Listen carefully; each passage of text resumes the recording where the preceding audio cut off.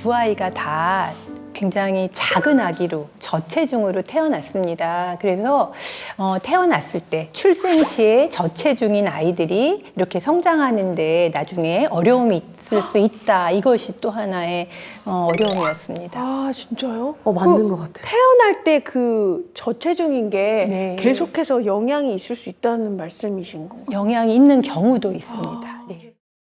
어머니, 예진이랑 하준이 출생했을 때 체중이 몇 킬로였나요? 예진이는 2.18에 나왔고요. 2.18이요. 그러니까 정상적인 개월수인데 네, 39주 3일에 나왔거든요, 네. 둘 다. 근데 하준이는 이제 2.52 그리고 예진이는 2.18 이렇게 나왔어요. 그러면 거의 인큐베이터에 들어갈 정도로 잠깐 들어갔다가 이제 그래요? 모든 기능이 정상이라고 해서 잠깐 들어갔다가 나왔어요. 네. 어머. 사실은 그러니까 이제 임신 주수를 다 채웠는데도 그러니까 조산아랑은 조금 다른 개념이고요. 임신 주수를 다 채웠는데도 체중이 적을 때를 이야기를 하는데 만일에 이제 40주 우리 보통 만삭이라고 해서 낳았을 때 남자아이들이 2.8kg 그다음에 여자아이들이 2.7kg 미만이 되면 저체중 출생아 이렇게 이야기를 합니다.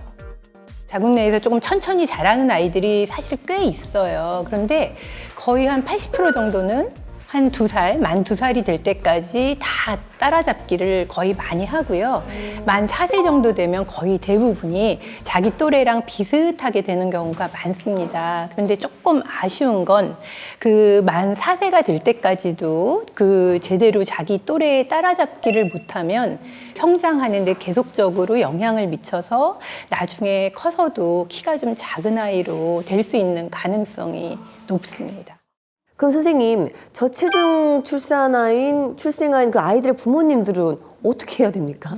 그러니까 사실은 아이들 성장과 발달에 영향이 중요한 건 뭐 다 알고 네. 계시는데 특별히 이렇게 저체중으로 태어난 아이들 같은 경우는 그 만 2세 되기 전까지 더욱 신경을 더 많이 쓰셔야 됩니다. 선생님께서 말씀하시는 거 듣고 처음 듣는 얘기라서 너무 놀랐는데 저체중 출생할수록 영양 관리에 더더욱 신경 써야 한다는 점 저도 명심해야 되겠지만 많은 분들이 처음 들으실 것 같은데 꼭 명심해야 될 것 같습니다. 신기한 게 저도 어렸을 때 저체중으로 나와서 인큐베이터에서 살았었거든요. 네네.